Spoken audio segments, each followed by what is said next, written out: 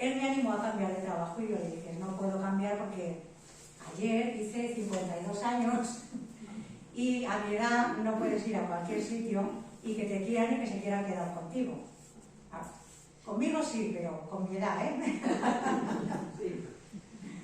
Bueno, entonces el mecánico me dijo, ¿quieres que te presente a un vecino mío que tiene varias tiendas de Bonaria y él busca personas de confianza, como tú, como yo, mayores, cumplidores? Conócelo y ponte en contacto con él. ¿Bien? Pues me lo pensé un poquito, pero al final contacté con él y después de 2 o 3 entrevistas, no solamente supimos que yo estoy como una de las finalistas para la franquicia en Prat de Lluçanès, sino que además este hombre me ha querido contratar para estar con él hasta que yo, si es la voluntad del Señor, tenga una tienda propia. Y en base a saber que quizá voy a estar 3 meses, 6 meses o 1 año, aún así me ha querido contratar. No solo eso, sino que además, viernes hicimos la inauguración de un nuevo local suyo, que es una vivencia muy buena para mí en el caso de que yo tenga que vivir también la inauguración de un local. Bueno, ¿por qué os cuento todo esto? A ver, Elena, ¿tú qué quieres? ¿Darnos envidia? No. Yo cuento todo esto porque quiero que veáis cómo Dios actúa con un hilo, marcando una historia, y a todo ese hilo le da sentido. Y de eso quiero hablar esta mañana. Y esta mañana lo voy a hacer a través del libro de Oseas. Y lo voy a hacer, pues así, por varias etapas. En la primera, después miraremos mucho el capítulo 2, pero voy a hablar un poquito en general del libro. Vamos a ver la primera trama de esta historia. Dios interviene en un momento histórico donde está reinando Jeroboam II, y esto sucede entre el 787 y 722 a.C. En este periodo de tiempo histórico, el reino de Israel tiene crisis a varios niveles. A nivel político, a nivel social, de corrupción e incluso religioso, que volveremos a este de religioso.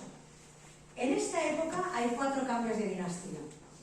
Desde la paz y la prosperidad se van a la decadencia. Y en estos 4 cambios de dinastía fueron violentos. Hubo usurpación, hubo asesinatos. Y en este tiempo, y en este contexto, es cuando aparecen los siguientes personajes que voy a narrar.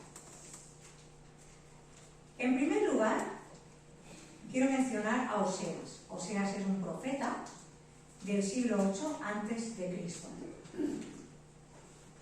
Su esposa, Gomer, previamente dedicada a la prostitución.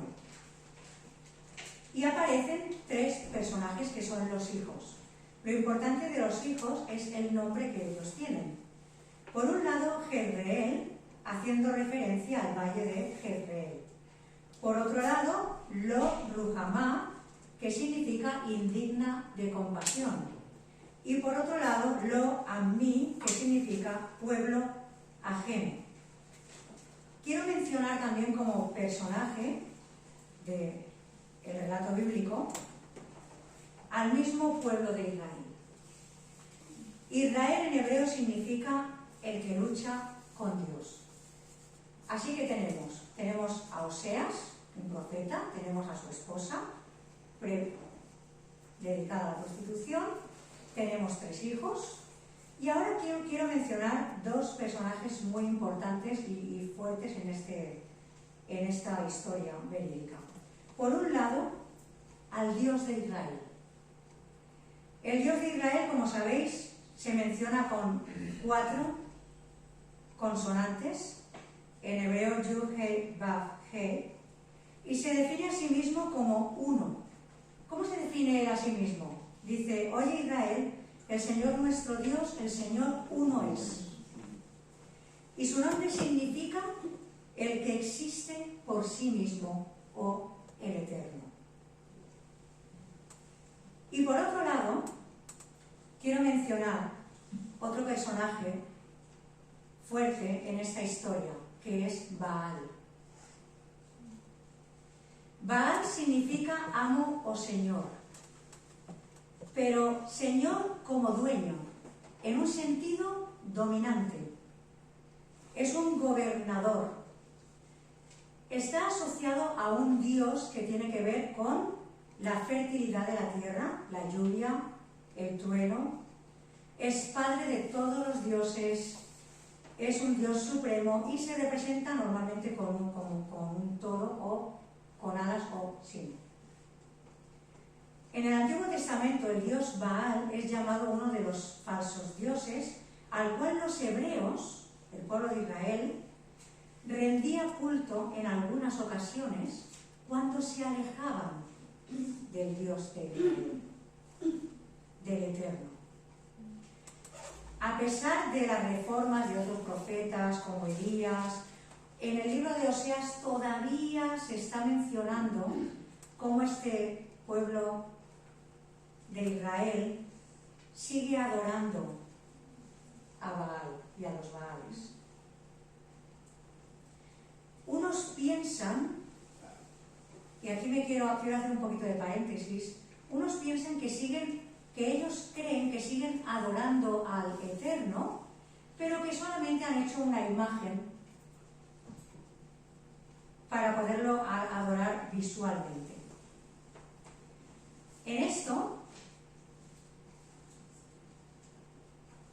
quiero mencionar que en la adoración de ellos a Baal lo que buscaban eran los beneficios. Ellos estaban convencidos que haciendo ciertas ceremonias y rituales iban a conseguir la fertilidad de la tierra.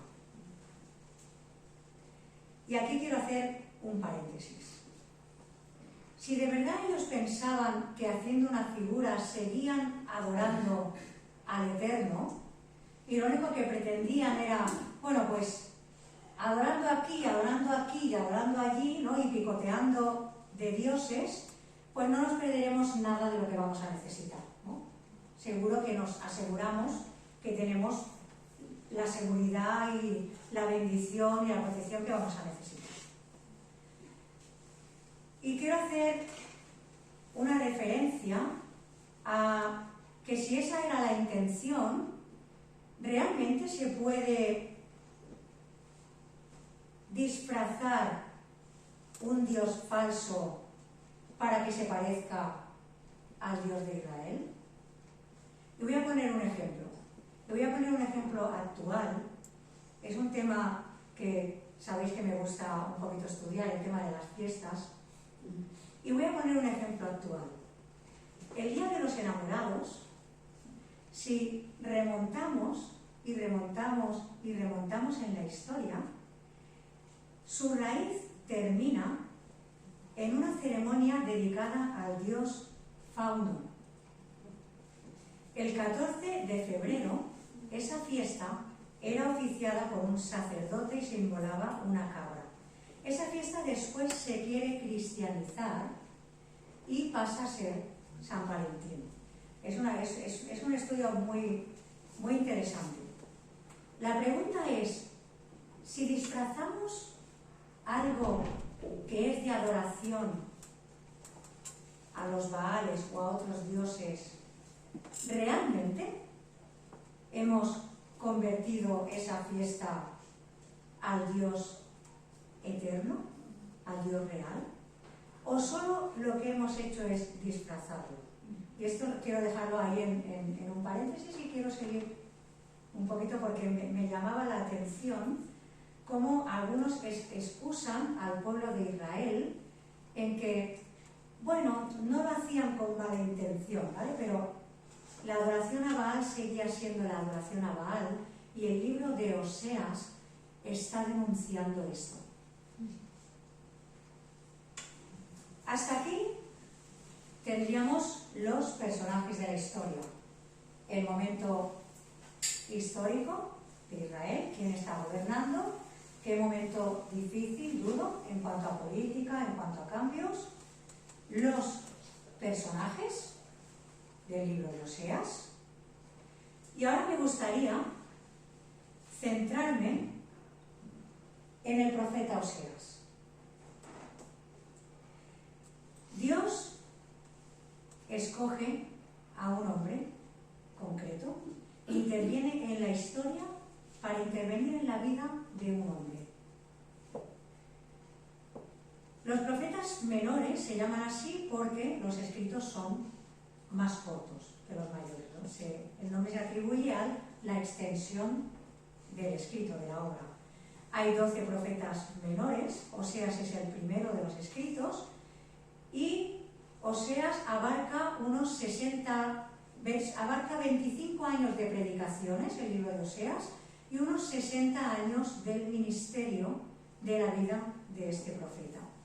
Un profeta es un vocero de Dios, usado por él para hablar, en este caso, a los judíos acerca de su impiedad pasada. Esta profecía se considera una de las más difíciles porque se tiene que transmitir en uno de los reinados más duros y complicados bajo el reinado de Jeroboam II. Pero Dios ha querido hablar en ese momento, ha decidido que esa era la fecha histórica, ha decidido que él era el hombre que tenía que dar este mensaje. El mensaje denuncia la infidelidad del pueblo de Israel. Denuncia culto a los ídolos, denuncia consultas a adivinos, denuncia prostitución sagrada, denuncia injusticia social y quiere Dios llamar al pueblo a la conversión, al cambio, a rectificar y anunciar los males que llegarán si no rectifican. Pero Dios usa a Oseas no solo como el mensaje, no usa solo su voz, también usa su vida. Voy narrándolo así para quien no conoce un poquito la historia. ¿Cuál es la trama? Porque he mencionado los personajes, pero ¿qué papel tiene cada uno en el libro de Oseas? Dios interviene en la historia para intervenir en la vida de Oseas, para intervenir en la vida de un pueblo. Dios ha sido como un marido fiel a Israel. Los rescató de la esclavitud y en el monte de Sinaí hizo un pacto con ellos. Y hemos cantado muchas canciones que tienen que ver con esto. Porque lo que Dios, el Eterno, le pide a su pueblo es fidelidad. Les lleva a la tierra prometida. ¿Y qué hace el pueblo? Toda la abundancia, la prosperidad que el Dios de Israel les había dado, lo dedican a adorar a Baal, a otros dioses. Sería legítimo que Dios se divorcie de Israel por su infidelidad, pero usa a Oseas para dar un toque a su pueblo. Por un lado, para hablarles de la consecuencia de su actitud. Vais a acabar en derrota y exilio. El libro es muy duro en eso. Por otro lado, también les habla de una restauración futura. Hay los dos mensajes. Dios pide a Oseas que se case con Gomer. Hemos dicho que Gomer era una mujer dedicada a la prostitución.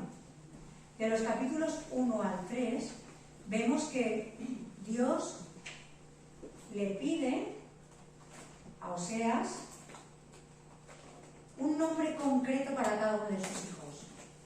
El primero, Dios siembra. La segunda, no compadecida o no digna de lástima. La tercera, no es mi gente, no eres mi pueblo. Ese es el mensaje de la consecuencia que Dios quiere intentar transmitir a través de la vida de esta familia. La dureza del pueblo es muy grande y en los capítulos del 4 al 10 lo que va a mencionar es históricamente, mirando hacia atrás en la historia del pueblo, cuáles son las causas y los efectos, en qué han desobedecido, y menciona 3 ejemplos de la historia en la que ellos han sido rebeldes, han tomado decisiones erróneas y han sido infieles adorando a otros dioses. Y Dios le dice a Oseas que a pesar de la infidelidad de Gomer, porque se entiende que estos 3 hijos fueron fruto de adulterio, él debe ir a buscarla, pagar sus deudas que tiene con sus amantes, comprometerse en su amor y fidelidad una vez más con ella. ¿Se ve la historia paralela? Dios utiliza la vida de Oseas como un marido casado con una persona infiel. Dios ha sido marido de un pueblo infiel, pero estamos hablando de un rescate. Bien, pues hemos visto el momento histórico, los personajes, la función del profeta Oseas, cuál era su papel, y la trama de cada uno de los personajes. ¿A dónde nos lleva este hilo? Bien, pues ahora lo que quiero compartir es un poquito más personal. Vamos a mirar toda esta historia desde el punto de vista del infiel. Vamos a mirarla desde el punto de vista de la infidelidad espiritual. En primer lugar, el infiel comete un error. Busca el marido equivocado como protector. Y aquí sí que me voy a enfocar en el capítulo 2. Para quien quiera seguir, voy a ir mencionando versículos del capítulo 2. El infiel busca el marido equivocado como protector. En Oseas 2, 5 dice: iré tras mis amantes que me dan mi pan y mi agua, mi lana y mi lino, mi aceite y mi bebida. Mientras todo nos va bien, no necesitamos al Dios el Eterno, al Dios de Israel, porque Baal ya me está dando todo eso. Las apariencias nos dicen que de momento ahí estamos seguros, porque todo está yendo bien. Tengo mi lana, tengo mi lino. Parece que estoy seguro con este marido que me he buscado. Pero hay un segundo error. No se da cuenta de la gravedad. Adorar a otros dioses o poner la confianza en alguien que no es el Eterno, aun con el pensamiento de, bueno, si yo lo que quiero es solo pues para tener bendición o para tener protección de todos ellos. Baal no es el Dios verdadero. Baal es solo marido de la tierra. Es el que iba a bendecir, dar fertilidad a la tierra. pero Adonai es el esposo del pueblo. La infidelidad va totalmente en contra del Eterno y hay consecuencias. Dice el versículo 2.13, Oseas 2.13, que ir tras los amantes es olvidarse de Jehová.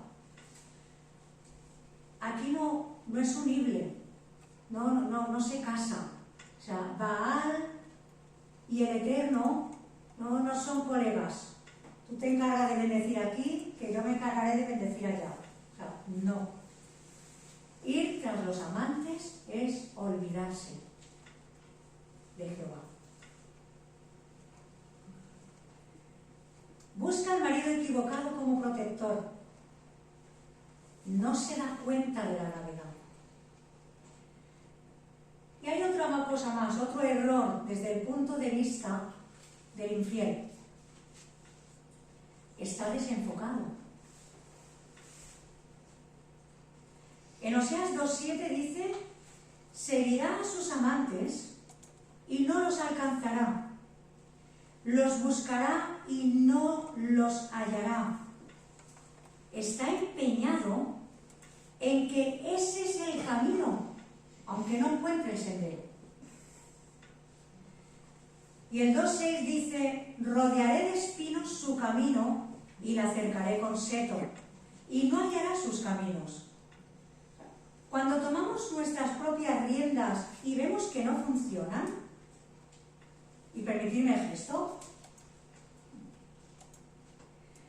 ¿por qué nos empeñamos en seguir y seguir igual?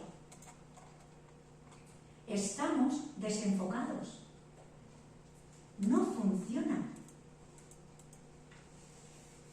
Y dice en el versículo 2.10: y ahora descubriré yo su locura. ¿Cómo se define locura?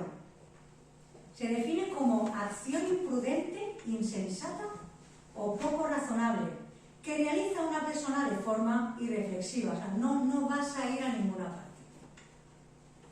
Aún no lo ves, ¿vale? Pero no vas a ir a ninguna parte. Estamos empecinados en que no necesitamos tanto a Dios. Ya nos va bien así. Por otro lado,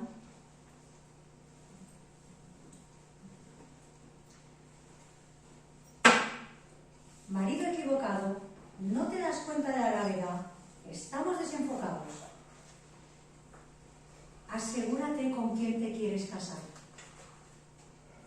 Sigo en el punto de vista del infiel. Asegúrate con quién te quieres casar.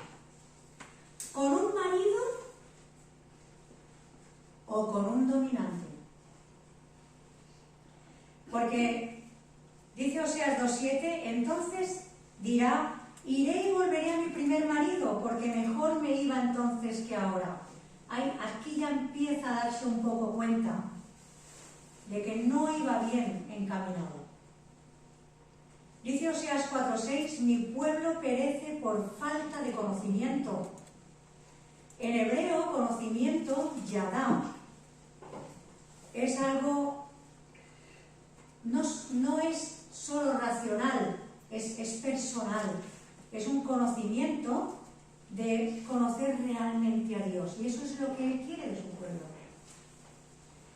Lo que quiero decir es que hay una manera de vivir que afecta a nuestra salud. La salud en nuestros pensamientos, la salud en nuestras emociones, nos hace daño. La salud de nuestra identidad, somos su pueblo, no nos equivoquemos, su pueblo del Dios uno, único. La salud de nuestro sentido de pertenencia, la salud de nuestros límites. Él sabe lo que tiene que hacer en nosotros. Y de nuestra seguridad. ¿Con quién te casarás? En aquel tiempo, dice el 2:16, dice Jehová, me llamarás Ishi, mi marido, y nunca más me llamarás Baali, mi señor, marido o dominante, aunque aún no lo veas, aunque parezca que todo va bien, que tienes tu lana y tu lino, tu aceite, tu pan, tu agua.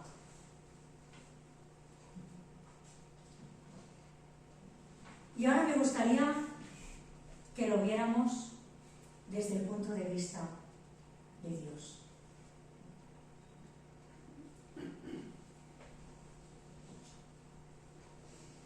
Dios interviene en la historia para intervenir en la vida de Oseas, para intervenir en un pueblo. Pero el alcance nos llega también a nosotros, para intervenir en nosotros cuando escuchamos esta historia. Oseas 2:14 dice, pero he aquí, yo la atraeré y la llevaré al desierto y hablaré a su corazón. ¿Cuál es el punto de vista de Dios? Primero, la atraeré. Se acerca de manera que puedan oír. Voy a contaros un testimonio, muy brevemente. Para algunos, Dios habla constantemente, todos los días, muchas veces. Y para otros, parece que Dios apenas habla. Y yo, como siempre, busco un equilibrio. Entonces yo le digo, papá, si tienes que decirme algo, hazlo de manera que yo me entere. Antes de que me meta en un lío, antes de que me equivoque, pero que yo me entere. Yo tenía 20 años cuando estaba en Inglaterra y me había enfadado con el secretario de una escuela de misiones porque podíamos pagar de mes en mes o de semana en semana. Y como yo a los 15 días iba a marcharme, iba a terminar, quería pagarle de semana en semana para ahorrar el otro medio mes, porque no me parecía justo, ¿no? Y él me dijo que no podía. Era un jovencito, muy jovencito, yo tenía 19 años, ¿sí? Y era el hijo del director. Entonces yo me enfadé con él. Era la última hora de la tarde, para nosotros sería la noche, para en Inglaterra la tarde ya se ha terminado todo. Era la última hora ya, estábamos él y yo solos, no había nadie en ese lugar. Él no iba a encontrarse con nadie, solo con sus padres. Y la conversación quedó así. Si mañana tú me dices que yo no puedo pagar de semana en semana, ya no pago nada porque me voy. O sea, ya no te pago ni la primera semana que viene. A la mañana siguiente, con mis pinzas en los ojos, me levanto porque oraban temprano y quise ir a la reunión de oración, que muchas veces lo intentaba. Ahora parece que se me da un poco mejor madrugar, pero entonces no. Era a las 6 de la mañana. Así que, corriendo en la oscuridad de la madrugada, pim, pim, pim, a la reunión de oración, vino una persona que no conocíamos, una persona invitada. Y de pronto, esa señora dijo, tengo el sentir de que hay alguien aquí que quiere dejar el curso. Y el Señor te dice, no lo dejes. Y yo pensé, anda, qué casualidad, hay alguien más aquí que quiere dejarlo, ¿no?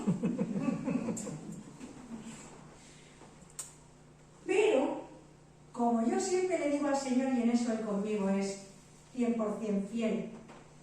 Déjamelo claro, el de al lado mío, un colombiano que para nada había tenido contacto ni con esta señora ni con... me dio un codazo y me dijo, eso es para ti, ¿no? Te están hablando a ti, papá. Y déjame decir la expresión, aleluya. Qué bien, ¿no? Que Él pueda hablar así también, ¿no? Dios utiliza muchas maneras de transmitir su mensaje. En este caso, utilizó a Oseas, a Gomer, su relación y el nombre de los 3 hijos lleva 3 mensajes. Que Dios siembra, que ese pueblo no era digno de lástima y que no era su pueblo, que Él no iba a tener compasión. 3 pancartas que muestran las consecuencias de la infidelidad espiritual. Desde el punto de vista de Dios, nos atrae, nos quiere llamar la atención y quiere decirlo clarito. Por otro lado, la llevaré al desierto. Esta parte es más dura. Dios toma las riendas. Ahora ya toma cartas en el asunto. Pone los límites y dice, basta. Qué cierto es que en el desierto nos puede hacer reaccionar de 2 maneras. O sigo en mis 13, mira lo que has hecho, pues ahora ya no voy a creer en ti.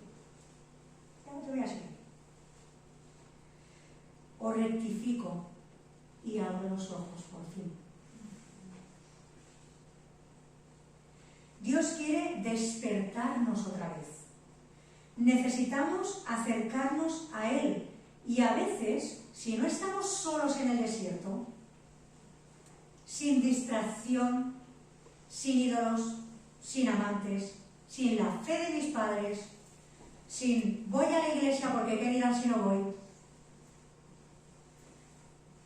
sin rutinas, a veces si no estamos solos, no hay manera de que reaccionemos.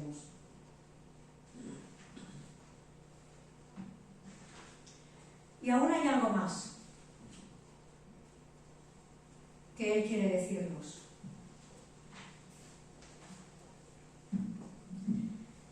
Dice el comentario de Matthew Henry, si los hombres no van a quitar el pecado de su alegría, Dios quitará la alegría de su pecado. Y también eso dice en Oseas de otra manera. El 2:11 dice, haré cesar todo su gozo. Y el 2:6-7, que lo he mencionado antes, seguirá a sus amantes y no los alcanzará, los buscará y no los hallará. Rodearé de espinos su camino, la cercaré con seto y no hallará sus caminos. O sea, pondré un basta. Hasta aquí. Ya no te dejo hacer la tuya más. Ya no te dejo seguir en tu infidelidad sin escucharme. Eso no es justo desde el punto de vista del infiel, ¿verdad? Eso no es justo. Me has acorralado. Y digo yo, ¿qué es más preocupante? ¿Que Dios no haga nada con respecto a la infidelidad de su pueblo? ¿O que tome el control aunque en principio no lo podamos comprender? ¿Qué es más preocupante? Porque es preocupante que Dios no haga nada. Os voy a decir por qué. Que nos deje a la deriva y que no nos detenga ni ponga freno. Porque si no lo hace, no se nos quitará la ceguera, ni la sordera. No podrá hablarnos y no podrá llevarnos a la fase final. La traeré te la llevaré al desierto, te voy a dejar solo, porque ahora lo que quiero es hablar a tu corazón. La última palabra de Dios será el perdón y la restauración. Me llamarás Ishi, mi marido, y nunca más Baali, mi señor, porque quitaré de tu boca los nombres de los Baales y nunca más se mencionarán sus nombres. Así es lo grande que Él puede restaurar. Aunque tú creías que era Baal el que te daba el pan, el agua, el vino, reacciona. Ahora ya puedes respirar. Ya no estás desenfocado. El versículo 18 y 20 dice: te haré dormir segura. Conocerás, tal como dice en el original, conocerás de verdad al Eterno, a Jehová. Y ahora hay algo más que quiero decirte y que quiero hablar a tu corazón. Dice en Oseas 2, 8, 9: y ella no reconoció que yo le daba el trigo, el vino y el aceite, y que le multipliqué la plata y el oro que ofrecían a Baal. Qué curioso, ¿no? Lo que ellos estaban invirtiendo en adorar, en infidelidad a otro Dios, el Eterno se lo había dado. ¡Qué gran error! Creer que el mérito de todo lo bueno es de nuestros amantes. Valga decir, amantes, qué gran error creer que el mérito de todo lo bueno es nuestro propio mérito. Nuestras decisiones, nuestro esfuerzo, nuestro actuar por nosotros mismos sin Dios. Creer que el mérito de todo lo bueno es de nuestros ídolos creados, de nuestras muletas. ¡Qué gran error! Creer que el pan y el agua era de mis amantes, que la lana y el lino era de mis amantes, que el aceite y la bebida era de mis amantes. La ceguera solo cae cuando entendemos la realidad. Yo te atraeré, te llevaré al desierto y te hablaré al corazón para que entiendas que yo estoy detrás de todo eso. Sin mí no hay trigo, no hay vino, no hay aceite, ni plata, ni oro, ni lana, ni lino. Yo haré la siembra. Yo tendré misericordia de Lo Ruhamá y diré a Lo Ammi: tú eres pueblo mío. Y él dirá: Dios mío. Pero en esta mañana él te pregunta: ¿qué dirás tú? Acércate conmigo a Oseas 2:23.